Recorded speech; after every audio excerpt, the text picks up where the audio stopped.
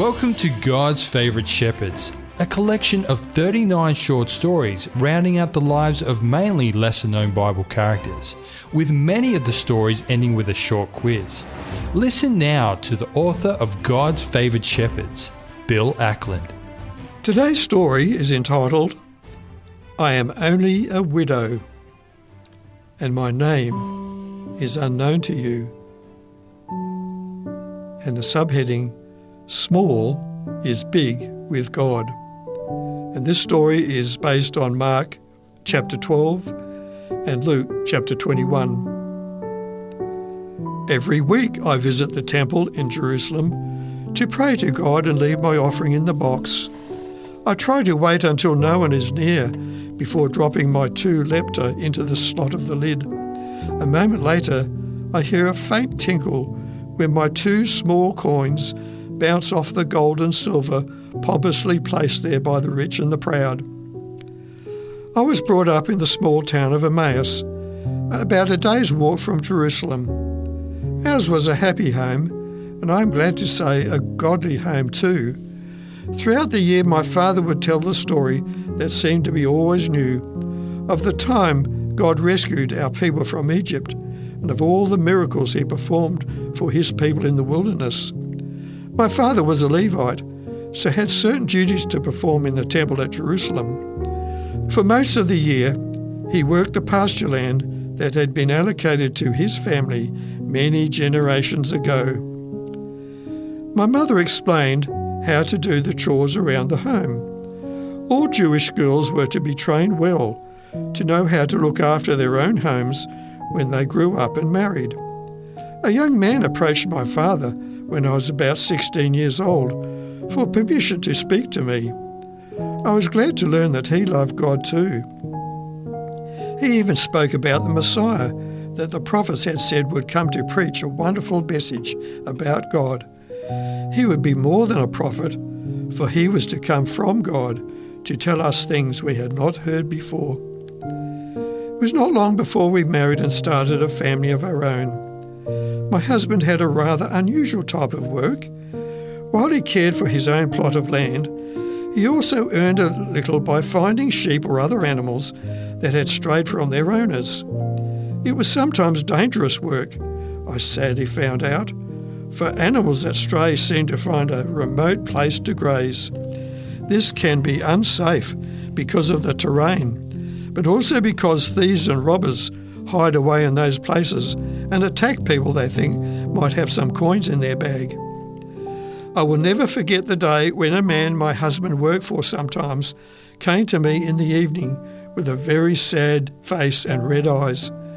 I could hardly believe what he said when he told me that a friend of his had found my husband lying dead near a rocky ravine about 2.5 kilometres away. I was devastated, for I was only about 25 years old, with several young children, and with no thought that soon I would be a widow. I know that God had told his people a number of times in Moses' writings that they should care for the widows. Some good men did that, but others could only think of keeping their money for themselves. The years alone with my children were very hard. I did not marry again, for not many men wanted a wife who had already been with a man and had children to care for as well.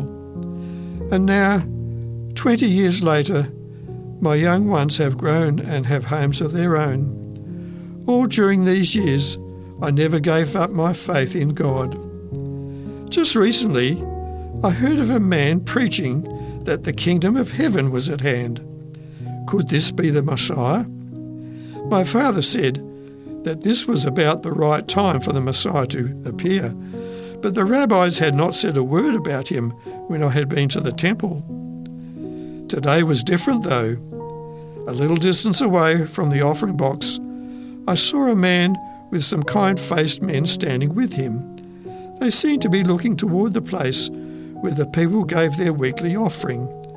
He was speaking to his friends, and though I tried to put my 2 little copper coins in quickly so that no one would notice, I think he had seen what I had done. I felt so embarrassed, for I was still poor but I always put God's money aside first from the little I earned. I knew that God understood, but how could this man know my heart? Somehow, I felt he did, for he had such a look of kindness and compassion I had never seen before. He did not look wealthy either, so I believe he understood my position and would not have judged me harshly for putting such a small amount into the offering box. Since that day, I have thought a lot about this man.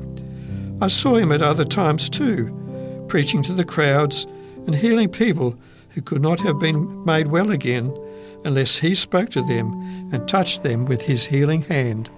I was sure that he was the Messiah. I am afraid for him, for the prophecies my father read to me told of the pain and suffering the Messiah would bear, who would be our Saviour. Whatever happens to this man, I shall never forget the way he looked at me that day in the temple. It told me that he regarded my offering as something special, and in God's eyes it was like a talent of gold instead of 2 small copper coins. You've been listening to God's Favoured Shepherds, a book with 39 short stories rounding out the lives of mainly lesser-known Bible characters. If you have any comments or questions, or to obtain a copy of this book, give us a call within Australia on 02 4973 3456 or send an email to radio@3abnaustralia.org.au. We'd love to hear from you.